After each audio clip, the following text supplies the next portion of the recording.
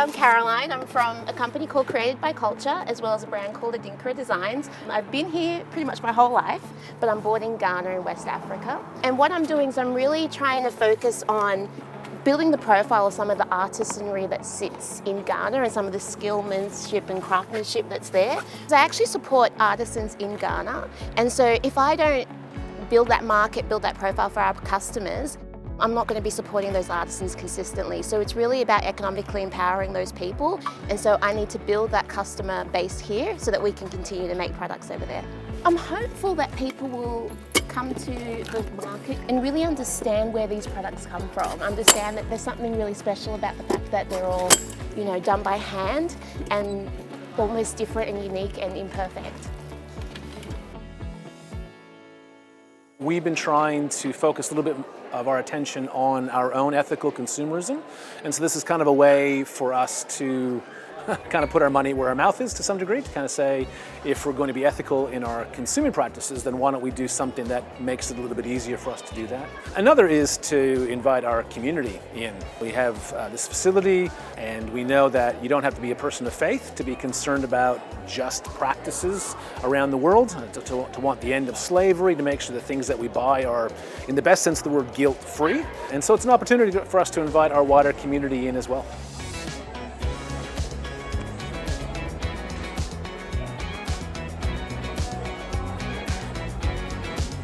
These days, people can sometimes feel disconnected from who's bought their product. And the great thing about buying fair trade is that you have a direct connection to the person that's made their product. So one of the things that we do in the fair trade movement is we try and shorten that supply chain so there aren't so many layers that you're going through to actually the person that's made that product for you. So there's a direct connection and you can actually know the story of who's made what it is that you're buying. So it's all made from recycled glass. Yeah, I can actually show you. So in Ghana, West Africa where I'm from, what we're actually doing is we're collecting bottles and glass, we're grinding it, we're melting them down in our traditional kilns, and then basically what they do is they then send me the beads and then I make all the jewellery here by hand. Yeah, so it's a whole process, but we get there. Yeah, we have a lot of rubbish in Ghana, so we're just trying to do our bit to clean up the environment. We have a lot of rubbish. Yeah, exactly. Oh, thank you. Yeah, the chains are really popular. And the rings are adjustable, so all you have to do is widen them or tighten them and they can fit any of your fingers. I've been talking to a lot of people around basically the skillmanship and the craftsmanship that goes into each of our pieces. People have really just loved how innovative we are in Ghana, creating new things out of rubbish and recycling, and it's just been great to be able to share with people how we're collecting rubbish, we're melting it down and creating something new and beautiful.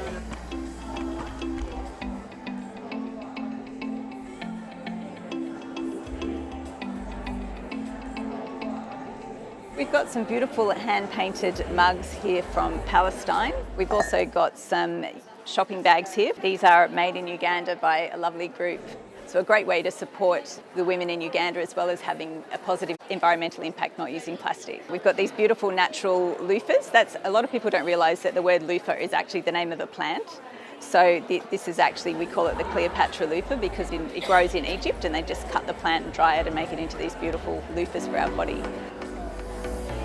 The light bulb moment for a lot of people is realising that a lot of things that they're normally using in their day-to-day lives are actually having a negative impact, but they maybe don't stop to think about who's made what they're using. So actually pausing to stop and think about who's made it and realising that by buying the Egyptian loofah, you're actually having a positive impact on the person that made it, as well as getting a lovely product that's natural fibres and not putting plastic in the ocean. And you can actually do all of that in one go.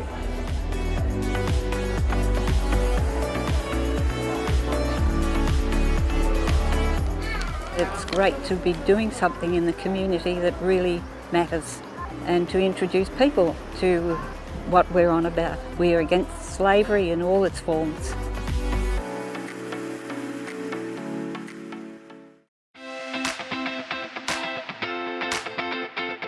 Well, we're selling lots of things from Africa and Madagascar and Cambodia. So we have some beautiful hats from Madagascar with porcelain jewellery, rings. These are all made from pieces of Japanese porcelain in Cambodia, and the silversmiths actually make the silver that goes around them. So all really using waste products into something that's really beautiful. Ethical consumerism is wrapped around the idea that everyone in the supply chain ends up getting a fair wage. It's kind of how that works. So that nowhere along the line is anyone mistreated or enslaved or oppressed, so that we get a kind of a good deal. So sometimes when we purchase things that are really cheap, there's a reason why they're really cheap. If you've ever asked yourself, how do they manage to create this for such a low cost? Inevitably, someone down the supply chain probably didn't get paid a fair wage. And because that's kind of blind to us, it's kind of outside of our immediate purview, we end up kind of getting these good deals and other people get ripped off. And so the idea is that in ethical marketplaces like this, all the way down the supply chain, we know that those who have done the work, who have been involved in the manufacturing and even the supply of the goods, have been paid a fair wage. Apart from talking about the products themselves, it also gives us a chance to talk about Palestine more generally. The more we sell, the more the money goes back and assists the farmers, the producers. Barton and Leone's stand with the repurposed cement bags has really caught my eye, that they've made into wallets and handbags and those sorts of things. I just think there's something really quite clever about reusing something in such an obvious way, a product that is made out of something that normally would be in landfill. And it's got a really lovely feel to it, like the texture of it is great, the logos are unexpected. So yeah, that's probably the thing that's caught my eye the most. If we look at Cambodia, they've got a massive problem with waste. There's no waste collection. There's millions of motorbikes, so all the motorbike tyres are normally traditionally either burnt, become toxic, or they're buried in landfill or thrown in the ocean. So we're trying to reuse all of that waste material into something that we can reuse as a fashion accessory or a wallet. We call it vegan leather, so it's a great alternative to leather. No animals were harmed, and it's making use of a waste material. People that are eco-conscious, people that want to make a difference in terms of the where and how it's made, it makes a difference to the environment, obviously with the utilisation of the waste, and it creates job opportunities in Southeast Asia. That's made out of similar material to a cement bag, but these are fish feed bags. So for all the inland fish farms across Southeast Asia, big 50-kilo bags, traditionally would be buried or burnt or discarded in the oceans. Obviously harmful impacts on the wildlife and animal life there. With the coconut shells, it's all transformed and made and hand painted by a very small community or artisan groups, so they're all working in a safe environment. We are an endorsed Fair Trader of Australia.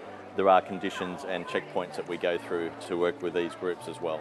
I'm looking forward to purchasing and having a look at the range of other groups, so I've got my eye on some olive oil. If you dip it into the oil and then dip it into this is called za'atar. It's a mix of wild thyme and a herb called sumac, which is like little red berries. Give me your verdict. That's so good. Yeah, it's such a interesting mix of herbs and spices. This is a maftool, which is a Palestinian couscous, and these little balls are hand rolled by women in the Women's Cooperative in West Bank. Advocacy is a really big part of the fair trade movement. Really, we're wanting to tell people what fair trade is all about, help them to understand that every purchase they make does have an impact, and you choose what impact that is. It can be a positive impact, it can be a neutral impact, or it can be a negative impact. By buying fair trade, you're having a really positive impact on the environment as well as on the people that have made that product and helping to build their capacity and empower them to build their own businesses.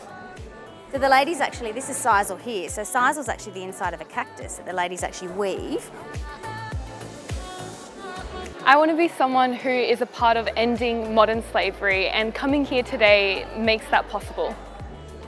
I think it's a responsible thing to do. We can do and help other countries and people worse off than ourselves sort of thing. It's nice, a good conscious thing to do. I will definitely come back to this fair trade market this year and every year. Today has met my expectations completely.